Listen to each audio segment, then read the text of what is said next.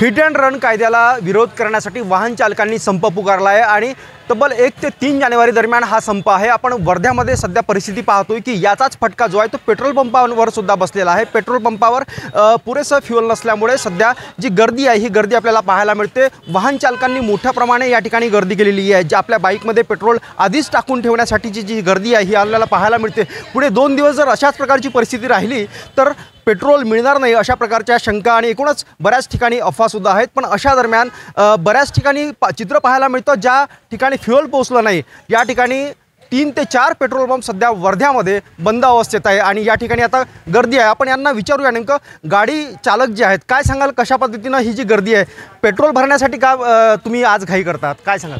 नागपूरला जायचं आहे आणि मला माहिती नाही होतं ना की पेट्रोल पंप म्हणजे बंद आहेत आणि संपला पेट्रोल करून। आता ही अफवा आहे की काही माहीत नाही, कारण की दुसऱ्या दिवशी त्यांना विचारला पेट्रोल पंपच्या यांना मेन, तर ते बोलले की सुरू आहेत, पण अफवा कोण फैलले हे माहिती नाही आम्हाला। पण किती रुपयाचं पेट्रोल तुम्ही भरता आहात? आधीच पुरेसं पेट्रोल असावं यासाठी जास्त रुपयाचं पेट्रोल भरण्याचा प्रयत्न होतोय का? राईट, हां 400 समथिंग, बट तसं तर मला नागपूरला जायचं तर मी तसंच तितकंच भरते। पण आज त्यांना असं वाटू शकते की अरे इथे म्हणजे यांना जायचं आहे त्याच्यामुळे कमी आहे म्हणून जास्त भरतील, पण त्याचं मी 400चं भरते।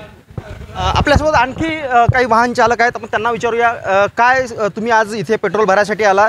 सकाळपासून ही गर्दी आहे का? काय तुम्ही कशा निमित्तानं इथे पेट्रोल भरायसाठी आला? नेमका आज गर्दी आहे किंवा एकूणच अफवा आहे अशा प्रकारचं पेट्रोल मिळणार नाही समजून आला? गर्दी आहे का? आता अफवा, काल अफवा होती। आम्ही रात्री 10 वाजता लाईनमध्ये लागलो, रात्री पण इतकी गर्दी होती। आम्ही रोज मजुरीवाले माणसं आहे, 200 रुपयाचं पेट्रोल भरतो, कसे 8 दिवस चालवतो 4 दिवस। आता आम्ही पण 200चं भरणार का? जास्त पैसे टाकू शकत नाही आम्ही, रोज मजुरीवाले माणसं आहोत आम्ही, किती पैसे पेट्रोल टाकणार आहे आम्ही? आणि असं जर झालं तर आमचे किती हाल होणार आहे? सकाळी पोराला शाळेत सोडावं लागतात, सकाळी हे करावं लागतं आम्हाला।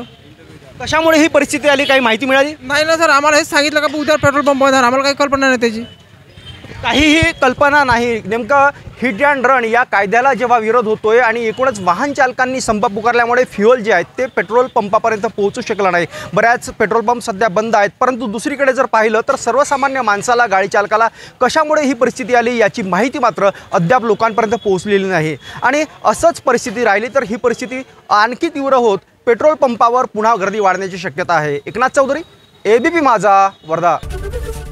एबीपी माझा, उघडा डोळे बघा नीट।